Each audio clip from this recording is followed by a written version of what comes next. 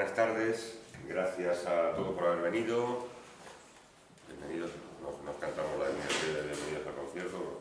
Es un gusto para nosotros estar aquí y presentando de un libro que Tomás no pensaba escribir nunca, pero que lo escribió. Y que, bueno, es una cosa curiosa, esto hay que contarlo porque las redes sociales, que a veces son un poco raras y que no sirven exactamente a intereses que no sean muy espurosos, pero en el caso nuestro pues nos sirve para conocer a muchos poetas de los que no teníamos referencia o que solamente teníamos referencia, ¿no? A Tomás lo seguíamos, leíamos sus poemas, nos gustaba y pues hablamos con él y para que nos mandara un original.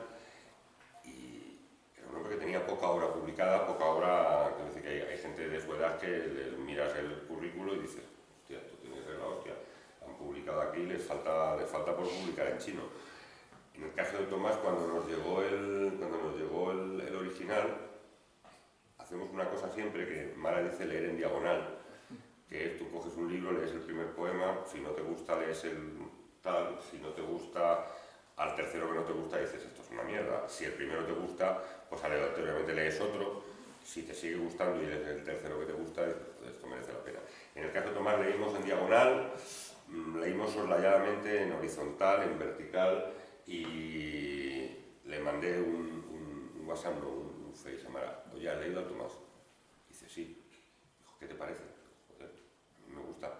Y dijo Mara una cosa que todavía la tengo.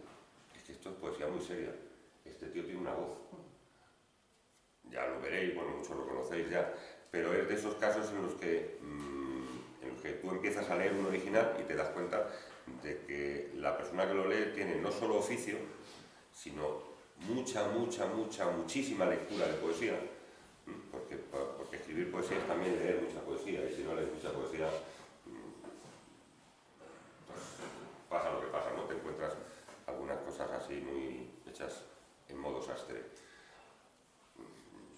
En el caso de Tomás pues tiene un oficio enorme y nos decidimos a publicarlo directamente según lo leímos porque nos gustaba mucho, así que estamos muy contentos de publicarlo. Sí, porque además no nos conocíamos prácticamente.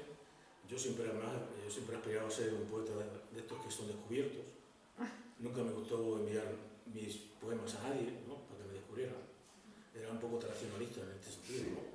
Ese poeta que escribía y iba dejando su obra ahí, esperando que llegara un editor y dijera, una estrella, ¿no? Y entonces pues yo esperaba eso también y gracias a las redes pasó. Claro, sí. Porque yo tengo una obra...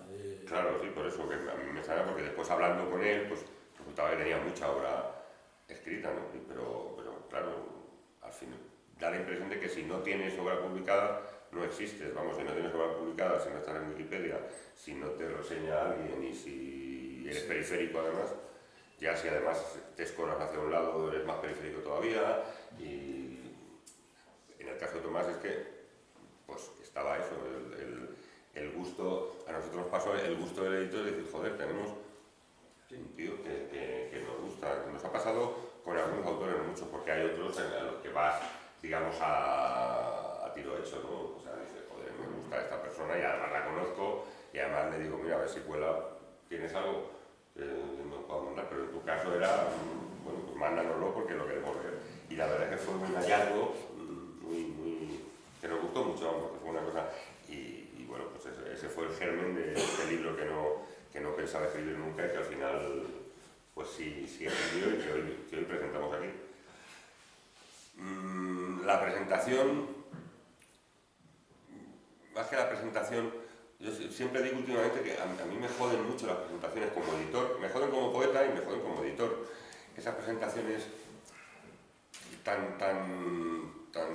que todos conocemos, que hay una mesa, ¿no? Hay una mesa así alargada, que está el poeta está en el centro, que el editor está a un lado, a la derecha la mayoría de las veces, y después hay un presentador pues al otro lado, ¿no? Y entonces el editor no dice nada nunca, los editores casi nunca decimos nada más que chorrar. Es que estamos muy contentos de publicar este libro, no te jodes, no vas a estar contento si el libro es tuyo.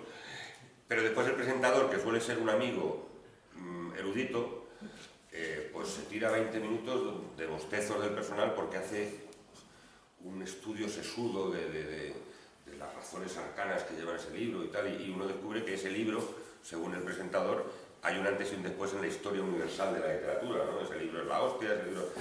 Esas presentaciones felativas o felatorias, pues a mí no me gustan mucho, y cuando le dije a Tomás que te va a presentar me dijo, no tengo nadie que me presente, y dije, pues te presento yo, pero como un diálogo, como una conversación, porque nos parecía mejor así que podemos hablar de lo divino, de lo humano. Sí, porque como dice Miguel Curiel, los libros, a veces los libros se presentan solos, claro. Es decir, el libro está ahí, habla el libro y no tiene... Además todos lo van a comprar, con lo cual se lo van a llevar a casa y lo van a poder leer. Y van a saber por quién se la juega. De todas maneras, yo quisiera traer aquí unas notas un poco labrazadas y tal. Lo que decía Paco, ¿no? Es decir, yo cuando me comentó Paco ¿quién tiene para que te presente? Digo, yo no tengo nadie. Yo además le respondí así en un correo, le digo, no por la sencilla razón de que no conozco a nadie y que me ha costado muchísimo trabajo pasar desapercibido durante todo este tiempo. He hecho un trabajo de camuflaje casi perfecto. Es decir, nunca me atrajo el mundo de los poetas, sinceramente. Y nunca consideré que a ciertas edades uno tuviese la opción de incorporarse a un mundo de la palabra que está bastante, es decir, que hay bastante ruido, ¿no? Hay bastante gente hablando. Entonces, incorporarme a este mundo de la palabra me da incluso hasta un poco de pudor, ¿no? Pero bueno, como decía un escritor que era Maurice Blanchot, hizo todo un trabajo de pasar desapercibido, y yo pues imité un poco. Incluso él tiene un libro que se llama Tomás el Oscuro. Entonces digo, pues estoy aquí intentando no ocupar un espacio que a veces me siento un poco intruso, ¿no?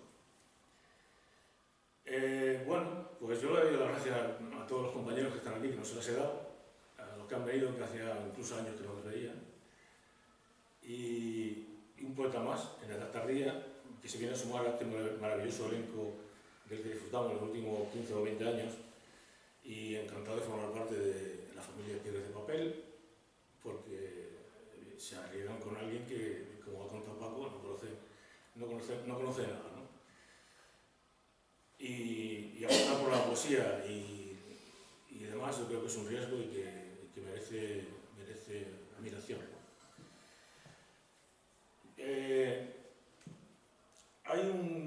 Yo me incorporo a la poesía desde la más absoluta ignorancia. Entonces, hay un teorema mío, que no es un teorema, es un atrevimiento, en el que digo, me he ceñido al poema sufriendo la ignorancia escolástica precisa para poder ceñirme al poema. Es decir, que la academia de alguna manera no me obliga a tener una relación con la lengua que me ciña y que me apriete y demás, ¿no? Entonces, teniendo en cuenta mi origen obrero y por tanto mi condición y mi compromiso con la clase a la que pertenezco, fui un militante durante 12 años, entre otros con el compañero Alex aquí presente, y después de casi ser derrotados, pues a mí me quedó esa especie de salto vallejiano entre dos estrellas, sin saber muy bien en qué lugar estoy, y un poeta que viene a sumarse a esta búsqueda de la palabra, después de esa derrota, añadir un poco más de confusión o un poco más de luz a este caminar del hombre, a la tarea de juntar dos palabras que jamás convivieron juntas en el mismo verso, y esa es la vida citante de un militante obrero, ¿no? Evidentemente se habla del que no tiene academia, del que no tiene escuela, del que no tiene siempre como el autodidacta, ¿no? Y uno se educa en ese conocimiento. La losa endeble, tomo aquí notas, leo, la losa endeble, liviana y llevadera del autodidacta que tengo que asumir porque esa es otra es mi situación. De ello nace el combate contra la ignorancia, pero también la necesidad de tenerla presente y no perderla de vista. Como el que aprende tiene en cuenta lo aprendido, el que no sabe tiene siempre en cuenta lo que puede aprender. Venir de lo desconocido, venir desde lo desconocido para llegar a conocer. Ser ignorante es ignorar, pero también desconocer. Ser ignorante es ignorar, pero también desconocer. Desconocer para conocerse y conocer. Llenarse. El deseo de ser cántaro, alma de esa inocencia de vasija que busca desbordarse. Ignoro, y cuando ignoro tan solo quiero llenarme y vaciarme después, volcar. El vaciarse o la inocencia que persiste como la única posibilidad de mirar con limpieza todo lo que me rodea. Y en este acercamiento limpio y valiente a la poesía, reforzado por cientos de lecturas, siempre me sentí cómodo, perfectamente humano y sangre, envuelto en la túnica protectora del poema, que era para mí el único texto salvador, el que sabía catalizar las emociones, el único que me dejaba ser libre, aunque sabía que ciertas cosas siempre serían para mí inexplicables. Y leo un poema en prosa, que no está incluido en el libro, que se llama Hoja suelta. Miraba todo aquello que estaba ante mí, pero no me habían educado para ver. Sentía, pero no podía ponerle palabras a mis emociones. No podía darle nombre a las cosas que pasaban ante mis ojos. Cine, pintura, literatura, música, eran 4 elementos que formaban parte de la composición del aire que yo respiraba. Estaban dentro de mí, pero yo era mudo ante la belleza. Ahora ya soy mayor y paseo por los bosques. Aún no elegí sitio para morir y cuando lo haga seré un ciego que aprendió a ver. Y necesito agua. Estaba comentando Mara que tenemos que conseguir necesitar de agua, porque es que no está ahí. Sí, trae agua.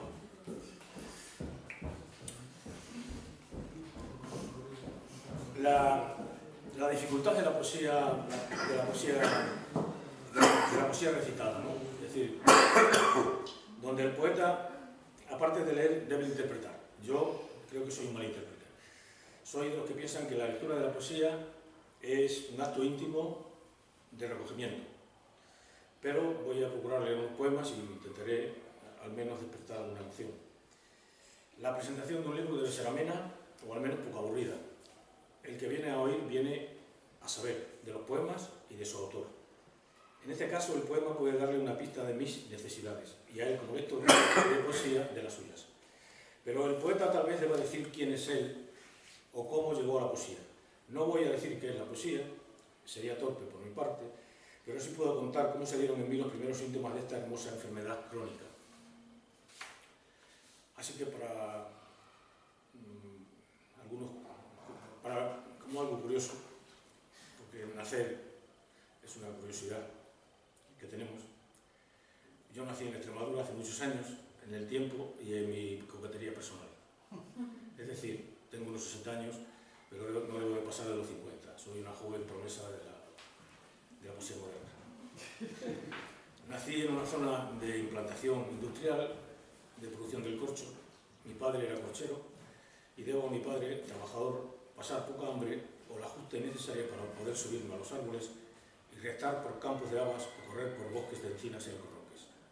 Y a mi madre, que era sastra, le debo la poesía.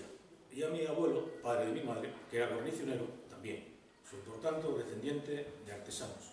Mi poesía estaba condenada desde el principio al roce y al trasiego de los dedos. Había que nebrar.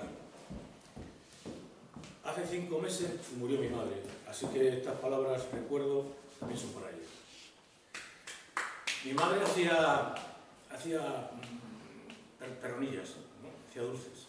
Y si las freía, hacía un barreño grande, las guardaba en una alacena bajo llave para que nadie le metiera mano, y ella sacaba un postre de vez en cuando, y estaban contadas. Yo, evidentemente, seguía el rastro de las perronillas hasta la alacena, saltaba a la alacena, me hice una ganzúa y robaba una perronilla para que no se notara que había un ladrón en casa. Pero un día mi madre puso en aquella alacena de considerar las medidas, esas que tienen puertas y tal, puso dentro, al lado del Barreño, un libro de 300 páginas de poesía de los clásicos. Seguramente, pensé yo, era cosa de mi madre, que siempre guardaba la lectura desde El miedo a lo prohibido bajo la dictadura franquista.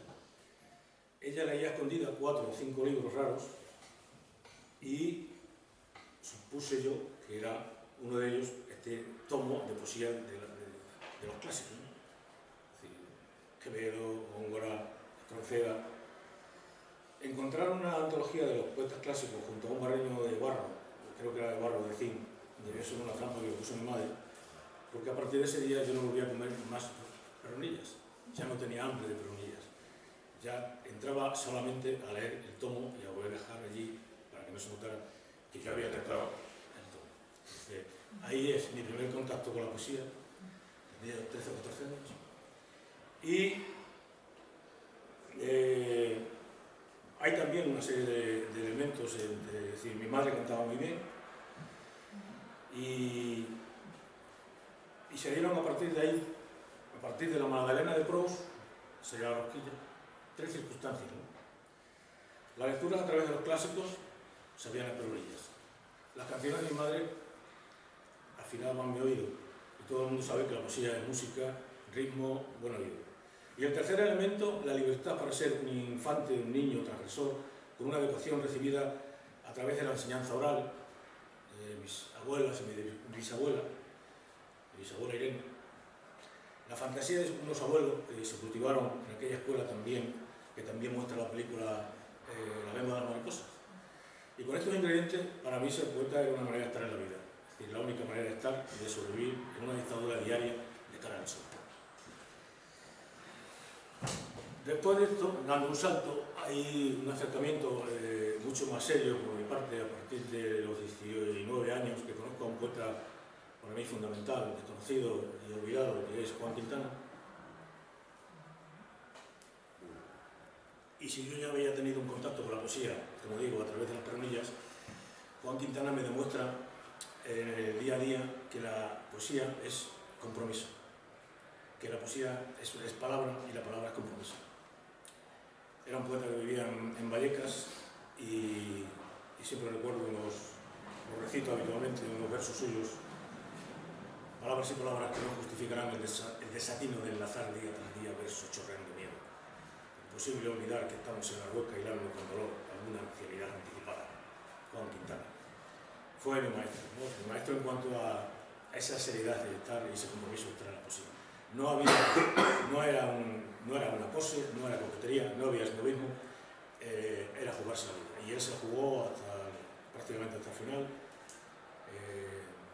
En fin, tuvo muchos problemas personales por defender y por estar en la poesía. Era muy amigo de Félix Grande y muy amigo de Onete. Se emborrachaban juntos. Él lo dejó un día todo, su familia, su casa, y se fue al monte. Y no he vuelto a saber prácticamente nada. Después de más de 30 años escribiendo, con este camuflaje que yo me construí, tuve la oportunidad de publicar en papel. Y a partir de ahí tengo una reacción de rebeldía ante lo que yo considero haber pasado de la palabra desde el más absoluto anonimato, según mis prejuicios, mis cegueras y mis terquedades, a los que también me debo, que yo no debería nunca incorporarme a ciertas edades donde los latidos del corazón son determinantes para administrar las emociones.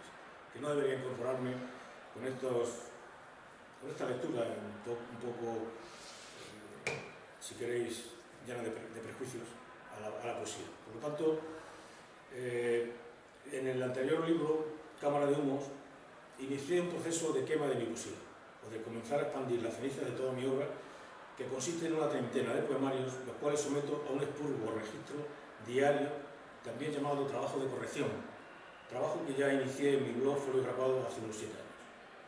Es decir, sigo corrigiendo y quemando y destruyendo todos los poemas, ¿no? Si en Cámara de Humo los poemas van a la chimenea y son fuego, ceniza y humo, de un libro que no pienso escribir nunca, los poemas pasan por la composición no, de un libro que no debería escribirse y que consta de 3 partes y un epílogo, y hago un trabajo pues de imitación, entre comillas, de cuando uno toma notas y escribe, y por eso lleva el libro en 3 partes, una es al margen, otra es al pie de página y otras anotaciones. He puesto con este libro fin a mi protesta. Pongo orden a mis prejuicios y las próximas publicaciones serán desde propuestas distintas, más sosegadas, eludiendo rebeldías no propias de mi edad. De un libro que no pienso escribir nunca, debe su título a un estado de ánimo, pero también a un estado político del ánimo. Es decir, mis estados de ánimo son consecuencia más que de un estado personal, de una situación política que no depende de mí. Es decir, nunca quise escribir este libro, y por lo tanto su escritura es una rebelión con V de voluntad vencida. Me dejo llevar por lo que los poemas dicen necesitar de mí. En esta subjetividad van naciendo los poemas. De un libro que nunca quise escribir es también lo que en un futuro deberé escribir a partir de este libro. Miguel Ángel, mi querido amigo Miguel Ángel Curiel, en el prólogo, dice: escribir es un acto de voluntad, y escribir poesía un acto de voluntad y absoluta libertad. No quiero escribir lo que estoy escribiendo para reescribirlo y vivir dentro de ello otra vez, para vivificarlo de nuevo con palabras de las que salgo y a las que vivo, de las que me escapo y huyo y a las que vuelvo y entro nuevamente. La desesperación por ser salvados por ellas en el ser salvado de ellas. Así que espero que estos poemas que voy a leer nos sitúen en una experiencia personal mía, perdón por la redundancia. Aunque hacer poesía intentaré comunicar con ustedes y no darle la razón a Pavesa, que decía que hacer poesía es como hacer el amor, nunca se sabrá si la propia alegría es compartida. Hay una cosa, Tomás. Tú que eres iba a decir un viejo militante, ¿no? Pero un militante de la rebeldía y de la rebelión. Es curioso porque en tu poesía, sabes que en los últimos años hay una tendencia que mucha gente ha abrazado, muchos hemos abrazado también a ratos, lo que llaman la poesía, la conciencia crítica y tal. Que en tu obra, más que acercarte a esa poesía, a la conciencia crítica, lo que hay es un acercamiento al humanismo casi cortázariano, al gusto por decir bien y por acercarse a los grandes valores humanos que necesariamente son revolucionarios. Quiero decir que el humanismo es revolucionario, la ternura es revolucionaria, el amor es revolucionario, pero acercarte desde el gusto por el lenguaje y por la reflexión. Entonces, a mí eso me llama mucho la atención porque a veces coges libros de la conciencia crítica que son verdaderos panfletos, que dicen como sí, panfleto está muy bien para la trinchera, pero... Es que es muy difícil, ¿eh? Ya. Es muy difícil no pasar la línea. No pasar la línea, claro, efectivamente, pero tú no pasas la línea. No, gracias a los clásicos no paso Te la línea. quedas en el otro lado de la trinchera. Digamos que tus cócteles molotov son las palabras, pero las palabras de lo fieramente humano, como diría. No, hay cierto cultismo, culturalismo, claro, en mi poesía también. A mí sí me gusta mucho eso, Entonces, porque a mí me cuesta hacerlo. Porque yo escribí un primer libro hace 45 años, y por cierto se lo regalé en un festival, se lo regalé a Auti, que se llamaba algo así como... era poesía contra el realismo socialista. Es decir, era un trabajo que yo hacía contra ese tiempo del realismo socialista, que había jugado un papel, el realismo social. Sí. El realismo social había jugado un papel en el estalinismo muy fuerte, y entonces yo quería combatirlo. Sí, de la literatura, ¿no? Y entonces todo mi trabajo empieza por ahí, hace 40 años. Es decir, que acercándome. Luego después hay esta poesía que me comentas, ¿no? Sí. Que la empieza, dice, ¿no? Montero, y los chicos de... Bueno, atribuirle a Montero es... Y no, Javier Egea. Sí, Egea sí, pero comparar a Egea con Montero, Claro, aprovechando que los eran de la libros... misma escuela. Sí, eran de la misma escuela. Lo que pasa es que Egea era un excelentísimo poeta, grandísimo poeta, uno de los más... Bueno, de hecho tú tienes una cita ahí que yo me alegro muchísimo cuando la vi, porque creo que es de esos poetas que están reivindicando Bueno, pues si queréis, os leo unos poemas. Nosotros hace un rato estábamos en Lugo y ahora estamos aquí. Estos viajes están, a mí me deslocan, ¿no? Y no lo llevo muy bien, ¿no? Yo creo que las distancias tienen que correr más despacio para disfrutar mejor de ello. En 5 horas te mueves a un espacio tan distinto. Pero bueno, quería hacer un recuerdo un poco a Lugo, a Galicia, todo lo que está pasando en este país, Cataluña. Y entonces, bueno, hay un poema que se llama País y quería empezar con ese poema.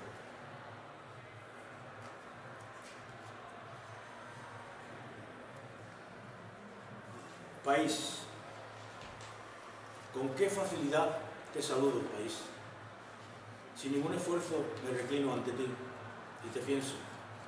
Con qué facilidad voy poniendo en cada paso que doy un poco de ti y te recreo.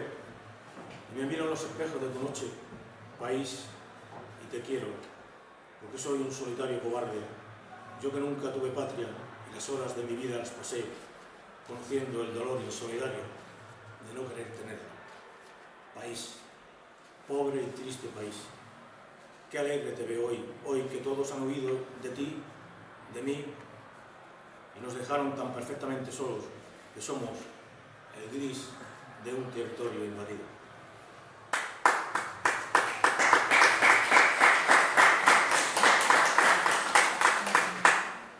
Al final.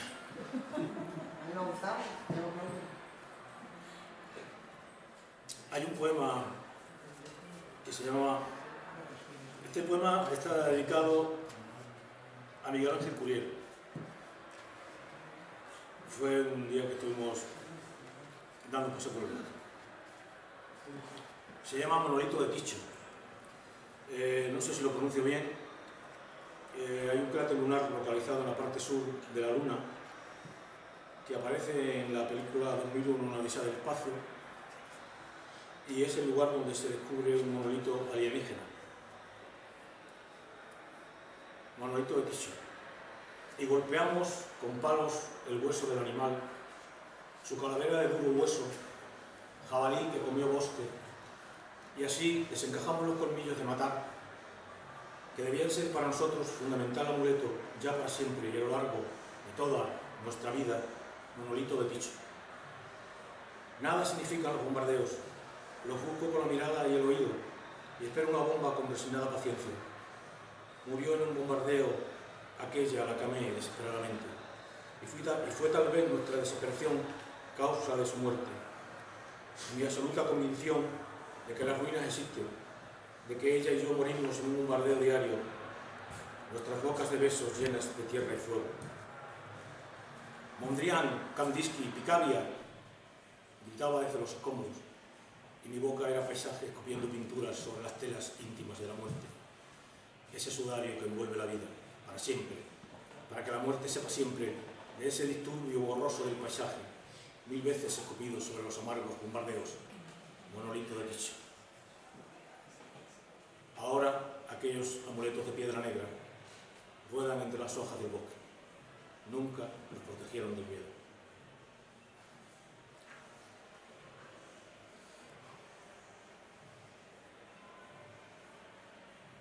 Y ahora este poema se lo voy a dedicar a Alejandro Martín Consuegra. Y el poema se llama Una prole ofendida.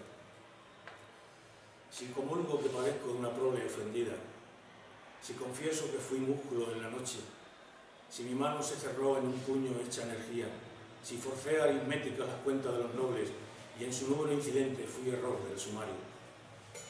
Gesté en la oscuridad una pelea contra el poder, me declaré clandestino del día y de la noche, y como tonta vanguardia me sumé a las masas, razonando con ellas mis cotas de dolor y rabia, y mi huérfana memoria recaló en los diarios.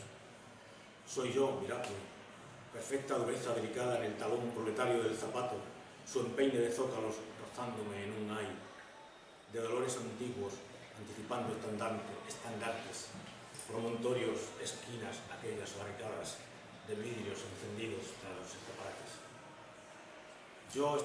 Yo estornudando a deshoras, la cal de las paredes, su sangre secándose como un semen vitriolo en paredes de cuarzo, yeso virgen, ladrillos. Todo huele a pasado de sumos traidores, trajeados y ricos, reciclando los trapos de lo que fueron telas de mi viejo estandarte. Heme aquí hoy, derrotado y triste, abstemio, sin ganas, inapetente y sordo, mudo, ciego y al volante.